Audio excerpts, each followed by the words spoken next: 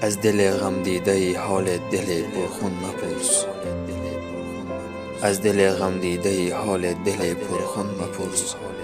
در درون خانه از مردمی بیرون مپرس.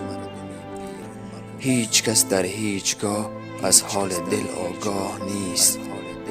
ناز لیلی بینو از حال دل مجنون مپرس.